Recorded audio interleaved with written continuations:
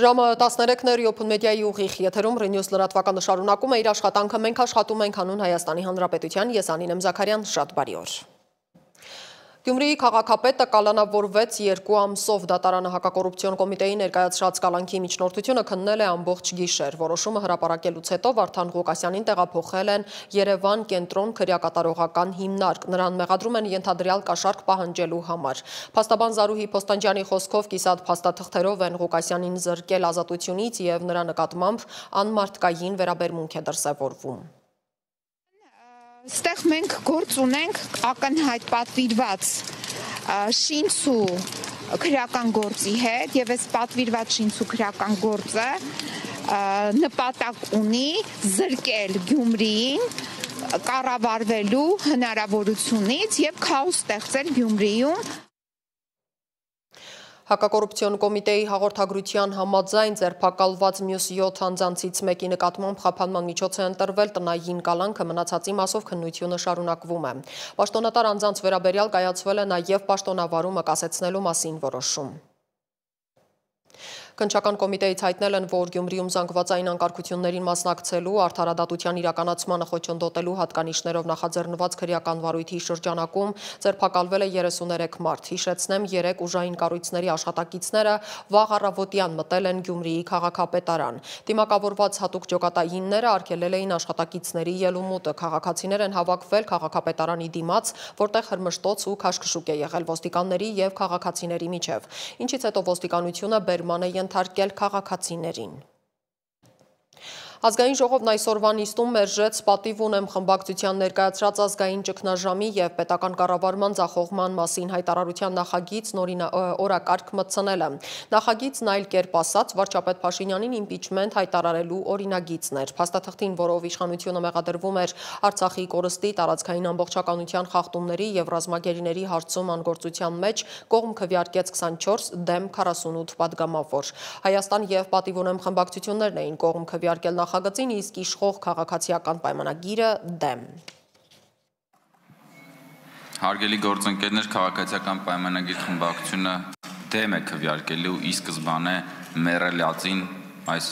նախագծին եւ իմպիչմենտի բոլոր հնարավոր մեռելածին նախագծերին, որոնք կարող են հայտնվել ազգային ժողովի օրակարգում տարատեսակ դրսևորումներով, հայտարարության տեքստով կամ որևէ այլ աճպարության միջոցով։ Խմբակցության կողմից այս գործընթացի նախաձեռնումից մինչև լսումներ ժամանակահատվածում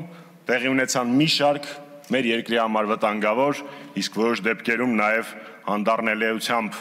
վտանգավոր իրադարձություններ։ Բայց նույնիսկ լսումների պահից, այսինքն այս հայտարարության տեքստը ներկայացնելուց մինչև այս պահը արդեն իսկ տեղի են ունեցել հակաժողովրդավարական գործընթացներ, նոր ռեպրեսիոն ավելի ուժգին պրոցեսներ եւ նույնիսկ նաեւ դատավճիռներ, որոնք նույնպես կարող էին ներառված լինել այս հայտարարության մեջ։ Հենց այդ պատճառով ենք մենք ասում, որ Նիկոլ Փաշինյանին իշխանությունից հեռացնելը անհրաժեշտ է իրականացնել օր առաջ։ Դրա համար միակ գործիքը Ժամկետային զինվորական ծառայության ժամկետը 2 տարվա փոխարեն սահմանվել է 1.5 տարի, սոցցանցերով տարածված տեսանյութերում հայտարարել է վարչապետ Նիկոլ Փաշինյանը։ Որով առաջարկում էր Հայաստանում ժամկետային զինվորական ծառայության ժամկետը 2 տարվա փոխարեն սահմանել 1.5 տարի։ Ի սկզբանե նախատեսված էր, որ այս կարգավորումը ուժի մեջ մտնի 2026 թվականի ամառային զորակոչից, բայց այսօր քննարկում եմ ունեցել պաշտպանության նախարարի հետ, նախորդող շրջանում խորհրդանական գործընկերների հետ եւ որոշել ենք, որ օրենքը ավելի շուտ ուժի մեջ մտնի 2026 թվականի հունվարի 1-ից։ Պաշտպանության նախարար Սուրեն Պապիկյանի հրավերով այսօր պաշտոնական այցով Հայաստան է ժամանել Վրաստանի պաշտպանության նախարար Իրակլի Չիկովանի գլխավորած պատվիրակությունը։ Հիշեցնեմ, 1 տարի առաջ Թբիլիսի այցի ընթացքում Պապիկյանն էր հրավիրել վրացի պաշտոնակցին այցելել Երևան։ Նրա այցի շրջանակում քննարկվել են զինված ուժերի բարեփոխումները, ինչպես նաև երկկողմ համագործակցության պլան։ Կողմերը ստորագրել էին երկու երկրների պաշտպանության նախարարությունների միջև գործակցության ծրագիր, որը կենտրոնանում էր անվտանգության, զորավարժությունների եւ տեղեկատվության փոխանակման վրա։ Լյուքսեմբուրգում միջտարածաշրջանային անվտանգություն եւ փոխկապակցվածություն թեմայով նախարարական հանդիպման շրջանակում արտգործնախարար Արարատ Միրզոյանը շփումներ է ունեցել հյուրընկալ երկրի Սլովենիայի, Լատվիայի, Թուրքիայի, Դանիայի պաշտոնակիցների, Եվրամիության ընդլայնման հարցերով հանձնակատարի հետ։ Հունաստանի արտաքին գործերի նախարար Յորգոս Գերապետրիտիսի հետ հանդիպմանը Արարատ Միրզոյանը քննարկել է Հայաստան-Եվրամիություն գործընկերության խորացման հարցեր, ներառյալ առկա մեխանիզմների միջոցով Հայաստանի դիմակայունության ամրապնդման նախաձեռնությունները։ Ռուսաստանի արտգործնախարար Սերգեյ Լավրովը հեռախոսազրույց է ունեցել Միացյալ Նահանգների պետքարտուղար Մարկո Ռուբիոյի հետ, նշվում է, որ տեղի է ունեցել կառուցողական քննարկում Ռուսաստանի նախագահ Վլադիմիր Պուտինի եւ Միացյալ Նահանգների նախագահ Թրամփի միջև հոկտեմբերի 16-ին անցկացված հեռախոսազրույցի ընթացքում ձեռք բերված պայմանավորվածությունների իրականացման հնարավոր կոնկրետ քայլերի շուրջ։ Հիշեցնեմ, Թրամփն ու Պուտինը պայմանավորվել են մինչև հոկտեմբերի վերջ հանդիպում անցկացնել Բուդապեշտում։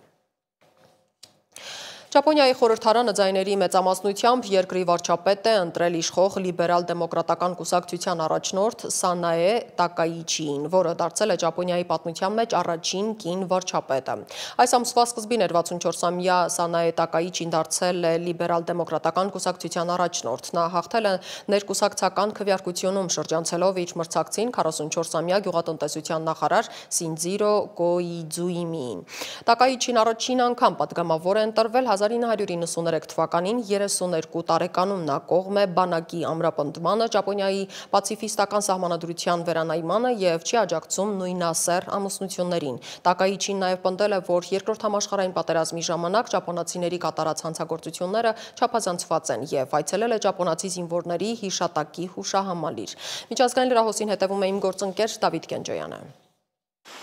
Ռուս-ուկրաինական հակամարտությունում կողմերը շարունակում են փոխադարձ լայնածավալ օդային հարվածները։ Ռուսաստանը հայտնել է անցած գիշեր 55 ուկրաինական անօդաչուների խոցման մասին, իսկ Ուկրաինան հայտարարել է Խարկովի եւ Չեռնիգովայի քաղաքացիական ու էներգետիկ ենթակառուցվածքների վրա ռուսական հարձակումների մասին։ Հարվածները հիմնականում տեղի են ունենում ճակատային գծում, հատկապես Պոկրովսկի ուղղությամբ ընթացող կատաղի մարտերի ֆոնին, որտեղ ըստ Կիևի մեկ օրում ռուսական բանակը կորցրել է 1130 զինծառայող։ Ռուսական կողմը պնդում է, որ նույն ժամանակահատվածում ուկրաինական զինուժը կորցրել է 1600 մարդ։ Իսրայելի ռազմական ակտիվությունը սրվել է միանգամից երկու ճակատով։ Ցախալը հարվածներ է հասցրել հարավային Լիբանանում Հեզբոլայի ենթակառուցվածքներին, իսկ Գազայի միջզորքերի սահմանանշած դեղին գծի մոտ սպանել է 3 պաղեստինցու։ Այս բռնկումները հաջորդում են հանգստյան օրերին զինադադարի խախտմանը, որի պատճառով ամերիկացի բանագնացներ են ժամանել, փորձելով փրկել այն։ Մարդասիրական կազմակերպությունները շտապում են ձմռան ընդառաջ օգնություն հասցնել Գազա, բախվելով բազմաթիվ խոչընդոտների։ Կոլումբիայի նախագահ Գուստավո Պետրոն հանդիպել է Բոգոտայում Միացյալ Նահանգների ժամանակավոր հավատարմատարի հետ, փորձելով հարթել երկու երկրների միջև ստեղծված դիվանագիտական ճգնաժամը։ Ճգնաժամի հիմնական պատճառը Դոնալդ Թրամփի հայտարարությունն է, որում նա սպառնացել է բարձրացնել այդ երկրի հանդեպ մաքսային սակագները, ինչին ի պատասխան Կոլումբիան հետ է կանչել իր դեսպանին։ Լարվածությունը սրվել է նաև թմրանյութեր տեղափոխելու մեղադրանքով կոլումբիական նավերի դեմ Միացյալ Նահանգների ռազմական հարվածների ֆոնին։ Վենեսուելայի նախագահ Նիկոլաս Մադուրոն իր աջակցությունն է հայտնել Կոլումբիային։ Սպիտակ տանը մեկնարկել է պատմական արևելյան թևի քանդման աշխատանքները։ Նախագահ Դոնալդ Թրամփի նախաձեռնած նոր պարահանդեսների սրահը կառուցելու համար։ Այս քայլի հիմնական պատճառը Սպիտակ տանը պետական ընթրիքների նման խոշոր միջոցառումներ անցկացնելու համար տարածքի անբավարարությունն է, քանի որ հաճախ դրանք ստիպված են լինում կազմակերպել բացօթյա վրաններում։ $250 միլիոն ավել արժողությամբ նախագիծը, որն ըստ Թրամփի կֆինանսավորեն ինքնունվիրատուները, մեկնարկել է չնայած նախկինում տրված հավաստիացումներին, թե 1942 թվականին կառուցված պատմական շինությունը չի վնասվի։ Նախաձեռնությունը Թրամփի Սպիտակ տանը լայնածավալ ճարտարապետական փոփոխություններ կատարելու ձգտումների շարքից է։ Միացյալ Նահանգների վերաքննիչ դատարանը չեղարկել է Ստորին Ատյանի արգելքը, թույլ տալով նախագահ Դոնալդ Թրամփին ազգային գվարդիայի զորքերը տեղակայել Պորտլենդում, ինչը դատարանը համարել է համարժեք պատասխան դաշնային շենքը վնասած ցուցարարների գործողություններին։ Ի պատասխան Պորտլենդի ներգաղթի ծառայության շենքի մոտ հավաքված ցուցարարները հայտարարել են, որ պատրաստ են դիմակայել զորքերի մուտքին եւ շարունակում են իրենց ակցիան։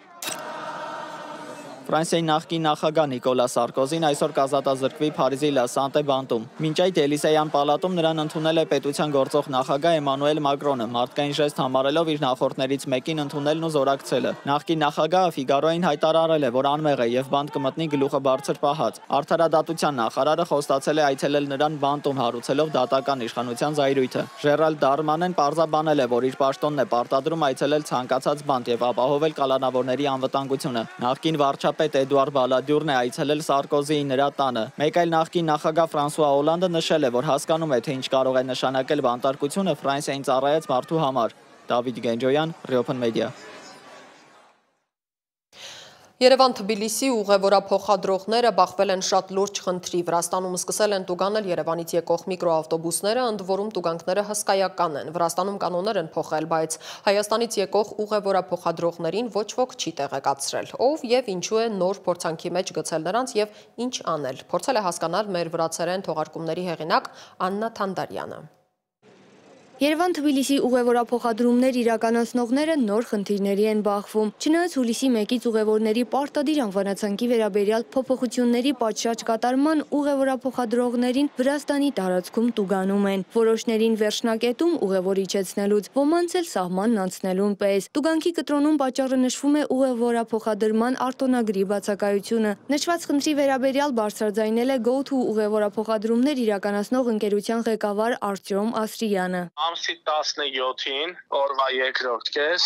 սկսում են ակտիվ հայկական մեքենաները կանգնացնել, տուգանել։ Երբ որ ես իմանում եմ այդ ինֆորմացիան, ուղղակի մեր վարորդներին ասում եմ ուղևոր մի վերցրեք Վրաստանից, մենակ մեծ թեյս տարածները տարեք, ժողովրդին իջացրեք, հետ եկեք դատարկ։ Ընթացքում պատմում է, որ դատարկ հետ գալու ժամանակ է, դելի նույն ձև կանգնեցնում են, տուգանում են 5000 դարի, ու մոտ 750,000 են դրա մոտ։ Փորձեցի ճշտում կատարել այլ կազմակերպությունների հետ հասկանալու համար ինչա կատարվում։ Նույն վիճակը բոլորի մոտ է, անխտիր բոլորի։ Խնդրին բախվել են նաև Երևան-Թբիլիսի ուղևորափոխադրումներ իրականացնող այլ ընկերություններ եւ յուրաքանչյուրի 4-ից 5-ական մեքենա տուգանվել է, ապա գտել են այլընտրանքային ճանապարհներ, ժամանակավոր շրջանցելու նոր կարգավորումները։ Նույն երթուղին սպասարկող Էժան տրանսպորտ ընկերությունից ուշադրություն հրավիրեցին այն փաստի վրա, որ ուղևորացանկի բացակայության պարագայում վրացական կողմը երկիր մուտք չի թողնում Հայաստանից ժամանած մեքենաները, սակայն այս դեպքում սահմանին չեն զգուշացնում, թողնում են մուտք գործեն երկիր եւ ապա վերջնական կանգառում տուգանում։ Ասրյանն էլ պատմում է, որ իրենց մեքենաներին տարբեր տեղերում են տուգանել։ Առաջի դեպքը եղել է մեր կանգառում հիմնական որտեղ որ մենք կանգնում ենք Սամգորի մետրոն է։ Սամգորի մետրոյում ուղևորը իջացնելու պահին մոտեցել են մեքենային տուգանել են։ Երկրորդ դեպքն եղել է իրանց ավտոկայանից ուղևոր վերցնելու պահին։ Երրորդ դեպքն եղել է Հայաստանից սահմանը դեպի իրանց ուղղությամբ անցնելուց։ Տուգանումը պարզվում է պայմանավորված չէ նոր փոփոխության վրացական կողմը միայն նոր է սկսել կիրառել վարչական իրավախախտումների վերաբերյալ օրենսգրքում առկա հոդվածը, ինչպես նաև երկրների միջև կամ դրանց տարածքով միջազգային ավտոմոբիլային ուղևորափոխադրումների համապատասխան թույլտվության վերաբերյալ որոշումը Վրաստանի պետական եկամուտների ծառայության էջում հրապարակված է դեռևս 2020 թվականին։ Տեղական կառավարման եւ ենթակառուցվածքների նախարարության ավտոմոբիլային տրանսպորտի քաղաքականության, լիցենզավորման եւ թույլտվությունների վարչության պետ Պապին Գալստյանն էլ նշում է, որ տեղյակ են խնդրից, առաջիկայում կհանդիպեն ուղևորափոխադրողների հետ։ Այս բանի որևէ տեղեկություն դեռ չկա, իսկ տուգանվել են այն վարորդները, որոնք որ փոխադրման իրավունք չեն ունեցել։ Այն ժամանակ ուղղակի ուշադրություն դարձել կամ խստացել են, ամեն դեպքում ոչ մի բան չի փոխվել, սկսել են դրան ուշադրություն դարձնել։ Ուղևորափոխադրող մեր զրուցակիցները նշում են, որ երբևէ չեն բախվել նման խնդրի եւ այն իր մասշտաբով աննախադեպ է։ Ուստի ակնկալում են Հայաստանի Հանրապետության պետական մարմինների արագ արձագանքը։ Հակառակ դեպքում ամեն օր 2-ից 3 միլիոն դրամ տուգանվելով ընդամենը 15-20 օր անց Երևան-Թբիլիսի բոլոր ուղևորափոխադրողները շատ ծանր վիճակում կհայտնվեն։ Իսկ փոխադրումներ դադարեցնելն այս փուլում, երբ վրաց զբոսաշրջիկների աննախադեպ հոսք կա դեպի Հայաստան, մեծապես կվնասի այդ ընկերություններին մասնավորապես եւ տնտեսությանն ընդհանրապես։ Աննա Թանդարյան, Ռիոփն մեդիա։ Եվ թողարկման վերջում երկու կարճ լուր։ Անցած մեկ շաբաթում ճգնաժամային կառավարման ազգային կենտրոնում գրանցվել է 513 դեպք, որից 189 արտակարգ։ Մասնավորապես հրդեհի 113, փլուզման պայթյունի, դիակի հայտնաբերման, ջրահեղձման մեկական, ինքնասպանության փորձի 12, թունավորման 10, հրդեհի կեղծ կանչի 18 եւ այլ դեպքեր։ Այդ ընթացքում զոհվել է 12 մարդ, փրկվել 4-ը։ Հանրապետությունում հոկտեմբերի 21-ից 24-ը սպասվում են անձրևներ, օդի ջերմաստիճան այսօր ցերեկը կնվազի 2-3 աստիճանով, հոկտեմբերի 22-ին ցերեկը նույնքան կբարձրանա։ Այսքանն էինք պատրաստել այս ժամի համար, հիշեցնեմ, որ մեզ կարող եք գտնել սոցիալական բոլոր հարթակներում, մենք աշխատում ենք հանուն Հայաստանի Հանրապետության։ Ես Անին եմ Զաքարյան, կհանդիպենք հաջորդ թողարկման ժամին 17:00-ին առայժմ։